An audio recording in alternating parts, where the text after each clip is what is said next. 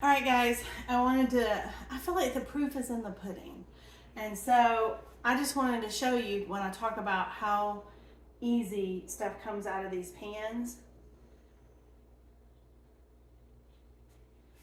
That's it. They come out that easy.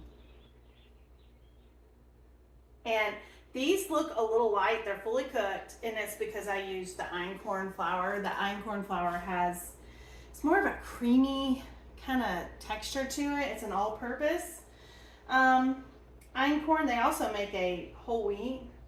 I've used both, but I have an abundance of the all-purpose, so I'm trying to use it where I can. But anyway, I really just wanted to show you. These are still pretty hot, so I'm not sure that I want to take a bite on camera because they're burning my hand. But they're so pretty, and I love, like, look at this one, how the blueberries just kind of exploded in it. Matter of fact, I'm gonna have that one when it cools down because that looks so yummy. I'm trying to knead I'm trying to knead pizza dough with one hand. I had it in my KitchenAid with the dough hook for a while, so I'm just trying to do the last little bit so that I can set it to the side and let it get going for dinner tonight. We're gonna make homemade pizza. I haven't had any in a few weeks because we weren't here last week, and I think it's maybe been 3 weeks since we've done pizza, so I'm kind of excited about it. And I got a new kind of basil infused olive oil. And I've had one that I gotten like I don't know if it was at Aldi's or Lidl or something like that, and it was okay. But I haven't seen it again, and that's been a while. So I saw this when we were on our trip last weekend, so I picked it up. So I put it as my oil in this dough. And I can't knead with my right hand because I'm a doofus. And, and so John had been making his own. He tried his hand at making his own wine. Now, his granddaddy used to make wine every year, and I can't remember if his was muscadine wine or grape wine, that he had grapes. I can't remember. I remember him bringing out the jars of his wine, though. So John he's kind of wanted to do it. So he got it a few weeks back. He was going to do it. He was going to try it. He did 2 different kinds, just using like juice, like organic juice. And he and my adult son decided to try it last night. And I don't drink a lot of alcohol because I take a medication for my blood sugar that I'm not supposed to have alcohol. This is kind of hard to do. It's going to have to be okay. I'm going to put it in there, and I'll cover it in a minute and let it rise. But so I don't do it. So they wanted to taste it because it had been, I think, past the time it needed to go or whatever. And he had all these tools to do it, to measure, I guess, the pH, and I don't know if it's pH, whatever you do in it. And so they had tasted it, and he had washed everything out, and he had left it on the counter, and the dropper thing was glass, and I just barely touched it, and it shattered on my counter. I got it all cleaned up with no cuts, and then when I went to push my trash down later on, I stuck it through part of actually 2 places on my hand. So I'm okay. Not fun experience, but it's okay, and it will heal. But I need to keep it covered right now. So, because I've been outside doing stuff, and now I'm in the kitchen, and I'm just prepping my pizza dough. And this will rise up, and I will cook these up. And I have a video on how to make a sourdough pizza crust. And I have a video on how I cooked it on our griddle when our oven wasn't working. I also like to cook it in the oven. It's like an extra step if you do it on the griddle, but it makes a really good crust. I haven't decided yet if I'm going to cook them on the griddle. I might, because I have kids that are working tonight, and so they'll come home at different times. So it's kind of nice if you already have the crust done, and then they can top it, and then they can just throw it in the oven and melt the cheese. So I might do that. I don't know yet. I haven't totally decided that part, but it didn't matter. I needed to get this done. And I want to get outside because it's beautiful. I want to get back out there. It's a gorgeous, gorgeous Georgia day. This is why I love my homestay. It's days like today. It's just beautiful. Everything is super green because it rained overnight. I even have beans popping up that I planted. I want to show you something about sourdough. This is a really helpful tip. So, can you see the bubbles in my sourdough? I already used a cup of my sourdough, and I was fixing to feed it, and I was like, no, before I feed it, I want to use up almost all that's in here. And I remembered this recipe, and I thought, I'll just go ahead and make these muffins because I can use a whole nother cup of my sourdough starter, and that will take my jar down to a very small amount left, and then I can give it a really good feed, and it's just going to make it a stronger sourdough. A lot of people think they kill their sourdough, and it's really because they don't deplete it down enough and then feed it well. And if you deplete it down almost to nothing and you feed it, it's just going to come back stronger and stronger every time. So I need a cup, so I'm just going to pour into here.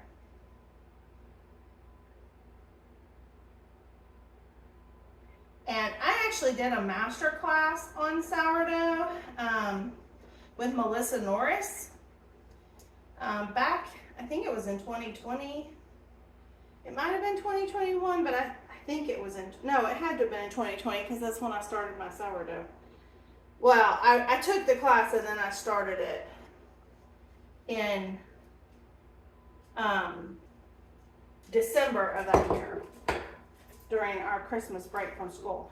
So if you can see now, there's not much in there. And one of the things that she taught us in our master class is all the gunk and stuff on there has so much good bacteria for your sourdough that you don't want to clean your jar or change your jar too often. And I probably clean mine more than I should just because I get to a place where I can't stand it. But there's not very much sourdough left in here, and then I'm going to feed it 200 grams of my bread flour to 200 grams of my filtered water, and this stuff will fill this jar by tomorrow. So that's just a little helpful tip on sourdough, that maybe if you're new to it or you feel like you failed at it, you don't know how to do it, you can't make it work. Oftentimes it's because you haven't discarded enough. So, you know, if you don't want to use it and bake with it, you know, to discard that much, if you have chickens, you can, this is so good for them. My chickens get sourdough at least once a week, oftentimes more than once a week. And they get kefir, they get all the things. So if you don't have chickens, if you have a compost, it's really good to put in your compost. Any kind of fermentation, like if you have kraut that went too much, like it's not where you like it anymore, don't throw that away. Put that in your compost, because that will help break it down and give you really good microbial people in there.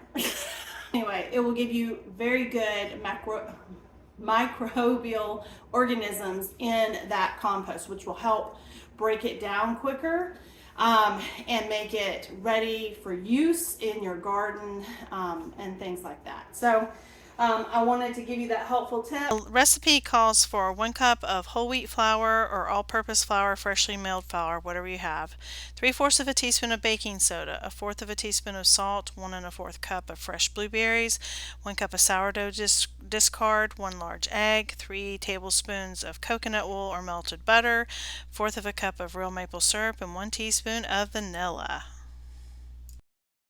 It makes 12 regular size muffins. If you have the minis, you can make 24. What I try to, when you're using sourdough, you kind of, hope it came across on the video. You can see kind of has that pull to it, that stretch. So some of them have a lot more blueberries than others. So I took the remainder amount, the fourth of a cup, because some of these I want to stick more blueberries in on top, just so that every muffin has lots of blueberries in here. And like I said, these are ones I picked. I went blueberry picking last summer at a local organic. Actually, it's a blueberry farm that is as old as I am. And it was so cool going and picking 50-year-old blueberry bushes. And I ended up I picked a whole gallon of blueberries, and then storms rolled in and they had some pre-picked, so I bought a second gallon. And so we ate a lot of them, and I froze a lot of them. I froze them in like 2 cups. I believe it was 2-cup bags. And I froze them, and I have some of those left. So I am just trying to use those. I think the leftover ones we have, I'm going to put in the fridge. And we'll just have those with like yogurt and stuff, because that'll be super yummy. Okay, so I think that's a good. And then the last thing I do, which it doesn't call for this, but I just like it. And if you don't like it, you certainly wouldn't have to do this. But I like to take a little brown sugar. Just a little brown sugar here. And sprinkle it on top. It just gives you that really nice kind of crush. You don't need a whole lot, but you just feel like you're really getting some kind of something, a little treat. Or at least I do. And I think John and the boys like it too, because I don't add a lot of sugar to things because I have to watch my sugar. I mean, everybody should be watching their sugar intake. But because I monitor my sugar, I have a glucose monitor and all that.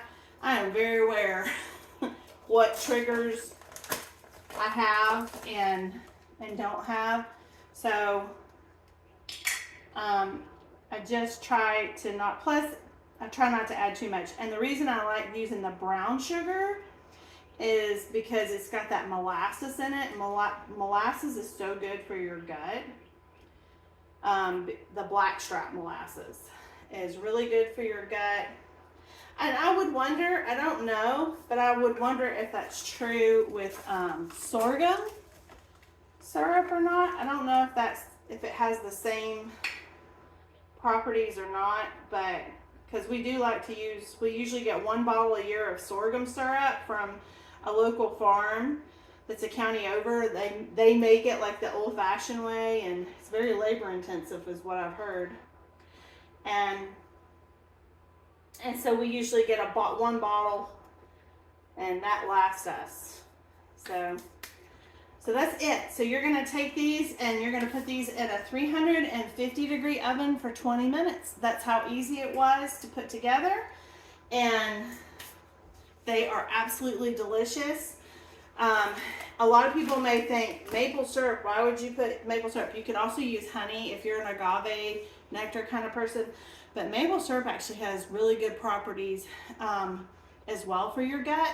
So if you watch more people who bake from scratch, who are living more of a natural type lifestyle, particularly if they're up in the northeastern part or even in parts of Canada, they can actually go out and tap their trees and get the maple syrup, you know. So we can do honey down here. We don't have maple syrup.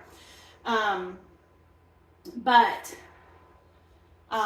it's a natural way to have it. And if you've ever read the Little House on the Prairie books and stuff, I've read those to my kids, and of course as a teacher and all that. And it actually talks about when they would go tap the trees and how they made the syrup, boiling it down, and how Ma would make the, I already threw the bottle away, but on a maple syrup on the top of the bottle, I guess that crustation, they called it maple candy, and they would all get like a little piece of maple candy, and that was like a really big deal. And of course, white sugar was a huge big deal, and they literally got like 1 cup.